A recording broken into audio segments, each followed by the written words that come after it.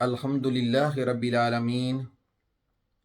والصلاة والسلام علی اشرف الانبیاء والمرسلین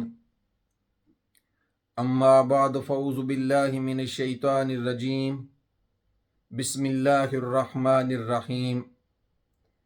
ان اللہ وملائکتہ یصلون علی النبی یا ایہا الذین آمنوا صلوا علیہ وسلموا تسلیما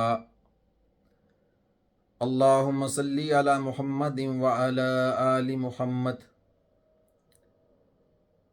اللہ سبحانہ و تعالیٰ نے قرآن مجید میں ارشاد فرمایا ہے کہ بے شک اللہ سبحانہ و تعالیٰ اور اس کے فرشتے نبی صلی اللہ علیہ وآلہ وسلم کی ذات اقدس پر درود بھیجتے ہیں۔ اے ایمان والو، تم بھی آپ صلی اللہ علیہ وآلہ وسلم کی ذات اقدس پر درود و سلام بھیجا کرو۔ میرے محترم بھائیو،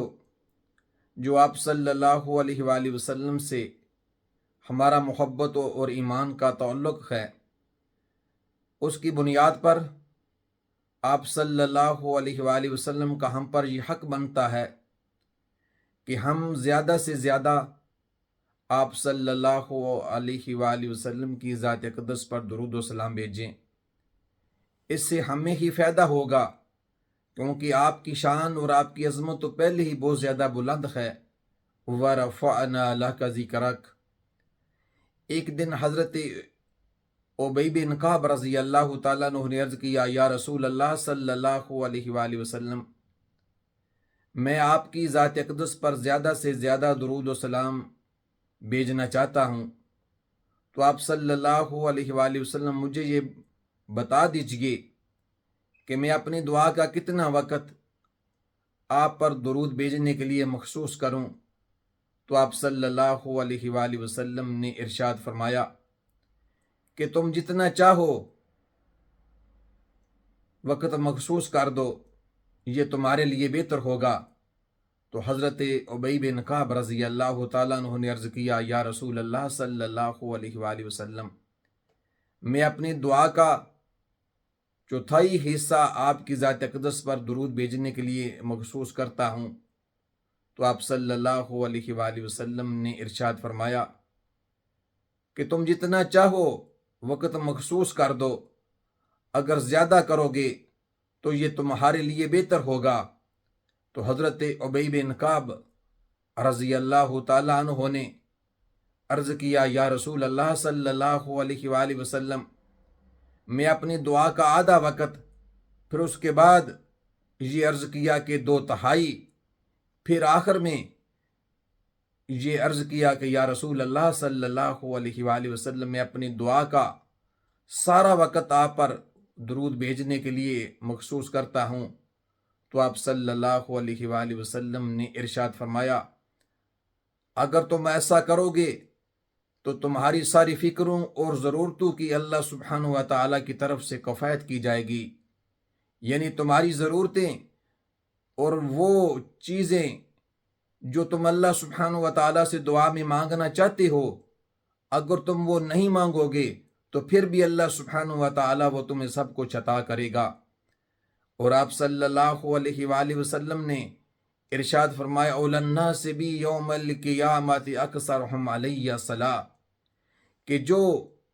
مجھ پر زیادہ درود بھیجے گا وہ قیامت کے دن میرے زیادہ قریب ہوگا۔ اور بہت ساری حدیث مبارکہ کا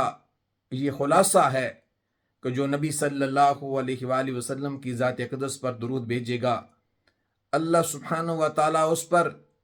ایک مرتبہ درود پڑھنے کی وجہ سے 10 رحمتیں بھیجتے ہیں، اس کی 10 خطائیں 10 گناہ معاف فرماتے ہیں، اس کے 10 درجے بلند کرتے ہیں، اور اس کے نامہ اعمال میں 10 نیکیاں لکھی جاتی ہیں، اور قیامت کے دن نبی صلی اللہ علیہ وآلہ وسلم کی شفاعت کا سبب بنے گا۔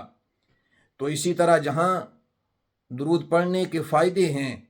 اللہ کی رحمت کا سبب بنتا ہے، اسی طرح درود نہ پڑھنے کے بھی نقصانات ہیں۔ جو درود نہیں پڑھے گا اس کی دعا آسمان کی بلندیوں تک نہیں پہنچ سکے گی۔ اور آپ صلی اللہ علیہ وآلہ وسلم نے ارشاد فرمایا